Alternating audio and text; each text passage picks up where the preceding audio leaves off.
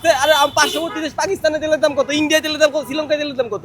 তার তুলনায় আমাদের তেলের দাম অনেক কম আছে বর্তমানে। সারাদিনে যদি 5-7 ঘন্টা তেলের পিছনে যায়, কাজটা কখন করবো মানুষ? তেলটা মানে তেলের দাম 200 টাকা হোক তাও সমস্যা নেই, কিন্তু তেলটা স্বাভাবিক হোক।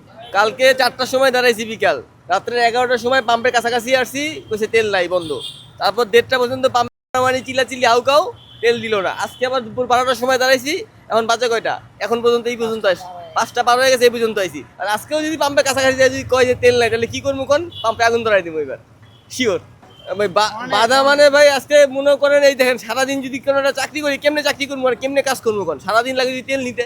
12টার সময় দাঁড়িয়েছি, 5 ঘন্টা লেগে দাঁড়িয়েছি, মিনিমাম আরো 1.5 ঘন্টা লাগবো। 7-8 ঘন্টা দিনে যদি চলে যায় তেল নিতে, তাহলে কাজটা মানুষ কখন করবো কোন? কাজ করার মতো কোনো অপশন আছে মানুষের? কোনো অপশন নাই। মনে করেন মানুষ কি করে খাইবো? তেলটা মানে তেলের দাম 200 টাকা হোক তাও সমস্যা নেই, কিন্তু তেলটা স্বাভাবিক হোক। বিষয়টা হলো এরকম, যেন মানুষ 7-8 ঘন্টা লাইনে দাঁড়ায় তেলটা না নেওয়া লাগে। এই ব্যাপারে কি করা যায় সেটা মানে সরকার ডিসিশন নেওয়া উচিত, যেন মানুষ দাম যাই হোক, দাম সমস্যা না। ফ্যাট হলো গিয়ে এই যে টাইমগুলো লস হইতেছে, মনে করেন মানুষ যদি কোনো একটা কাজ করে, কর্ম করে, সারাদিনে যদি 5-7 ঘন্টা তেলের পিছনে যায়, কাজটা কখন করবো মানুষ? মানুষ তো কাজ করতে পারতেছে না। সারাদিন মনে করেন কর্ম করবো কখন, তেল নিবো কখন? দেখো আজকে সারাদিন তেল নিলাম, কালকে কাজ করলাম, লাভটা কি ভাই? ফয়দাটা কই হইব? কোনো ফয়দা নেই, আর কিছু বলার নেই ভাই। কোনো আফসোস নাই। বিশ্বে সব জায়গায় তেলের দাম বেশি, সেই তুলনায় আমাদের দেশে তেলের দাম কম আছে এখন পর্যন্ত। সেই তুলনায় আমরা ভালো আছি না। কিন্তু তেলের দাম বাড়লেও তেলের 20 টাকা বাড়ছে। আরে পার্শ্ববর্তী দেশ পাকিস্তানে তেলের দাম কত, ইন্ডিয়া তেলের দাম কত, শ্রীলঙ্কায় তেলের দাম কত? তার তুলনায় আমাদের তেলের দাম অনেক কম আছে বর্তমানে, তুলনামূলক 30-70% তেলের দাম বৃদ্ধি সব দেশে। সেই দেশে আমাদের দেশে 20% তেলের দাম বাড়ছে ধরেন। এটা তো আহামরি খুব একটা বেশি বাড়ে নাই।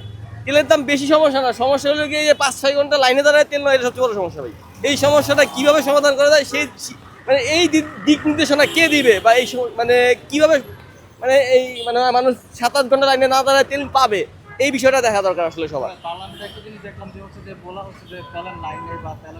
ভাই তারা তো পার্লামেন্ট থেকে বাসায় যায়, রাস্তাঘাটে তেলের পাম্পে লাইনে দাঁড়ানো লাগে না তাদের।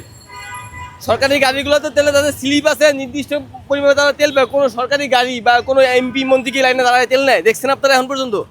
বলেন, কোনো এমপির গাড়ি, মন্ত্রীর গাড়ি কি লাইনে দাঁড়ায় তেল নিছে? তারা কিভাবে জানবে যে দেশের কি অবস্থা, মানুষের কয় ঘন্টা লাগে? তারা বলতেছে তেল তো পাম্পে আছেই।